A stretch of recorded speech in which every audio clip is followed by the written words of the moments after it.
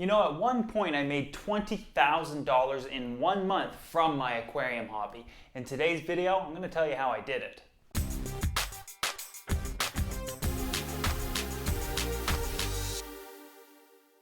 Hello, my fellow DIY fish keepers.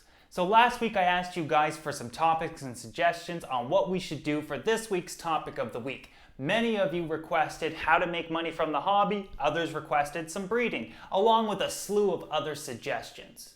In today's video, we will be covering how to make money. However, I'm not going to cover it in general. I'm going to share a story with you guys about how I made a lot of money, yet I really want to warn you about everything else you're not thinking about.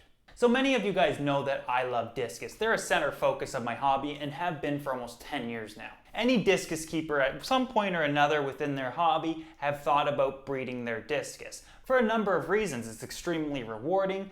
You feel like you have a massive hand at the end result because it is such a hands-on experience. And the fact that Discus are a high dollar fish means that the fry will fetch a lot of money for you, which in turn can help pay for your Discus hobby and or your hobby in general.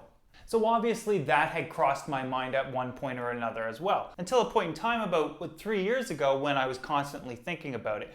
Now unfortunately for me, I can't just be normal and dabble around with breeding. I figured if I'm going to do it, I have to set up some breeding systems and rearing tanks and go full at it. Now I never really meant to document the process. It was more so for fun as well as the experience. So I don't really have much footage of what I did. However, I do have a lot of footage that are my videos and my Discus. So any footage that you see within here is mine. I also don't want to come across the wrong way here. These are my fish. I really did enjoy them. I started the breeding project mainly for fun as well as the experience. Making money from it was a total afterthought, and I actually wasn't prepared for what was all included. But that's exactly what we're going to talk about today. So let's first start off with the setup, what I actually set up for this Discus breeding project, and then we're going to move into a lot of the costs and really breaking down how the money was made. If you want to learn how to breed Discus in general, I can certainly cover that in a future video, so if you do want to see that, leave me a comment down below as well. So I started with setting up this breeding system. I decided that each pair would be connected to a main system. So I took 4 33-gallon tanks and set them on a rack. 2 on top, 2 on bottom. Now the 2 top tanks would drain into the 2 bottom tanks, and those 2 bottom tanks would drain into a sump that was on the floor. The sump would return the water to the top, and that would complete the cycle. I used a wet-dry filter or a trickle tower to ensure that the water was highly oxygenated. The rearing rack, or where I was going to raise the fry, consisted of something similar. There was 2 20-gallon tanks on top, followed by a 70-gallon tank in the middle, and a 150-gallon tank on bottom. Again, they all fed down to one another and then returned to the top. I also had a 300-gallon fiberglass tank on standby in case I got overrun with Discus, which I actually did. So the way this setup would work is as the parents would produce the fry, they would eventually move into the top 20-gallon tanks on the rearing rack, and as they grew, they would go into the 70-gallon, and then as they grew even bigger, they got down to the 150, which at that point I figured they would be time to sell. So about 10 months into getting the Discus set up, they started breeding and producing viable fry on a consistent basis. And they did so for about 4 months. And out of those 4 months that I allowed them to breed, they produced about 20 batches of fry with an average of about 50 fry per batch, meaning I got almost 1,000 Discus out of them within that 4-month period. Now, before I got to that point though, I really had a hard time with accepting the fact that I was going to have to sell these guys. I really changed my mind on wanting to do this for money, and I actually became more attached to the fry themselves. I really wanted to grow them out again and grow out a beautiful Discus tank, potentially breed the fry, and kind of keep that life cycle going. But obviously costs were building up, the initial costs, the ongoing costs, and so forth. And those are some of the things I really wasn't expecting. But it's easy to lose focus when you get excited about setting up a tank. You kind of don't really think about the long term.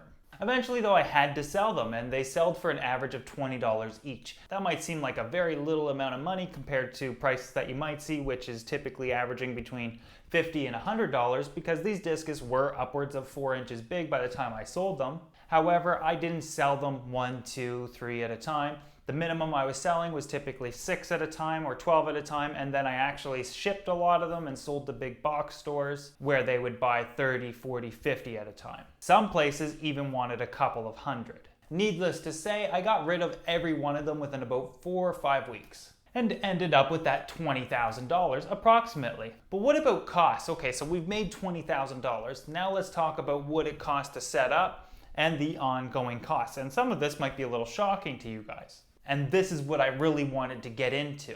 So to set up all of the tanks, the equipment, the pumps, the heaters, the lights, the lids, you name it, the stands, the actual tanks themselves, cost about $2,000 total. And I feel as though I did that as cost effectively as possible for the amount of tanks and the sizes that I used. Again, that's not that bad. For the Discus, there was 3 active breeding pairs. It's very common for breeders to go for about $500 a piece, for obvious reasons. One batch of fry and they'll pay for themselves 3 times over. So to put a value on those 3 pairs of Discus, we're going to call them $1,500. So right there we have about $3,500 in startup costs, which still isn't bad because we have $20,000 to work with. So what about the ongoing costs? Well, that's where you're really going to start paying the real money. So I kind of broke this down into 3 categories, which is maintenance costs, resources, and food. So food is feeding all of these Discus for about 15 months. And on average, over the course of that 15 months, I paid about $100 a month for their food, and I actually made it myself. But when you're feeding upwards of 1,000 Discus for months on end, it adds up quickly. Now the resources would be heated water for water changes and your power usage. And on average, that cost me about $80 a month, which isn't bad considering how many tanks I set up and the power they used.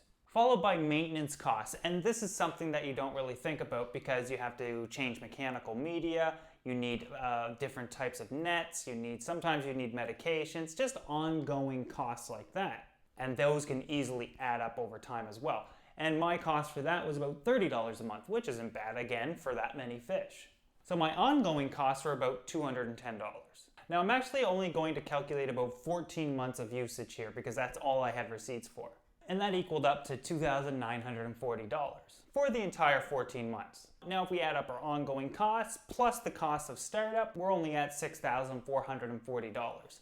Lots of meat left on the bone of that $20,000.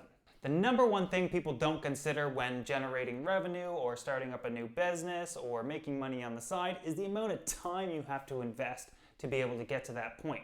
And for me, I spend about 3 hours a day with my tanks, cleaning them, feeding them, and so on. Over the course of those 14 months, that 3 hours a day equaled about 850 hours. There has to be a dollar value put on your own time, so you do need to consider that. Now, I'm not going to count the time that it took to sell or the waiting around I had to do during the month that I was selling, or any of the time spent marketing and answering emails and so forth. A tremendous amount of time went into that. A lot of the waiting around was people were late showing up or they'd cancel and so forth. Whenever you sell something online, you can expect to have a tremendous amount of your time totally wasted. Now, I'm in Nova Scotia, Canada, and if I sell something that's business related, I have to pay taxes on that. There's a sales tax of 15%. So right off the bat, we have to go back to that $20,000 and take off 15%.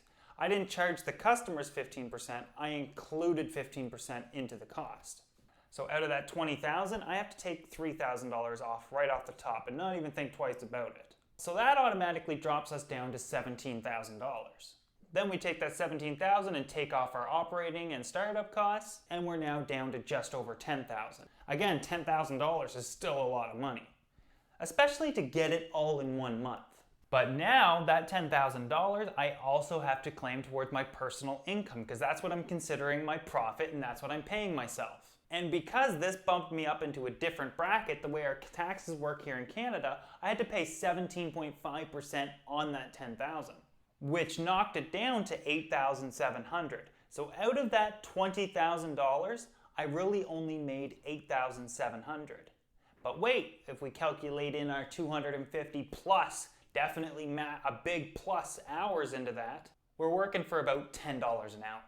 So really, was it worth it for that $10 an hour? Well, to get it all at once sort of made it feel better. But if that's what I was getting paid for on a continuous basis, like on a daily basis or a weekly basis, I certainly wouldn't have done it. And the reasons are simple. It took a tremendous amount of my time. I can always make more money, but I can't make more time. The second thing is it took a lot of the fun away from my hobby. By the time I got around to selling and got off that rush of starting to sell, I realized that I don't want to do this anymore. This is not why I got into the hobby, and it's totally taken a lot of the excitement, enjoyment, and fun out of these discus. You know, sometimes money just ruins things. And the fact that it took so much time, I still had my channel to run. And my channel, this YouTube channel, takes even more time to do. Plus work a normal full-time job, so things really just added up. It was just too much to handle. But when you kind of get into the zone, you don't realize how much time you're using up for this hobby. Another huge thing is, obviously we're talking about taxes, and which is business related. With that said, there's also some other stipulations that I have to follow. If I'm selling tangible goods out of my house, which requires people to come into my house and buy them, I have to have a specific zoning permit and insurance. I wasn't set up for that at all, and I actually had no idea I needed it. I probably could have gotten a lot of trouble. The unfortunate thing is that at this point, when I got to selling, this is when the discus breeding would have been most profitable. I've already paid off, I've broken even, all I have to cover is ongoing costs. The only thing I have to worry about is producing more and more discus and keeping them available. I guess it's just not in me to look at my fish as dollar signs. Another big reason why I probably wouldn't get back into it, you know, on top of the time it takes, the laws and the taxes and so forth, is the fact that I was actually taken advantage of a lot through this process. One of my overall goals was to provide quality discus locally. Just make them available. I really wanted my fellow hobbyists in my local vicinity and immediate area, and even, close to provinces, to be able to experience what I experience with my discus, that rewarding feeling. So a lot of the times, I was selling my discus for really, really cheap, next to nothing.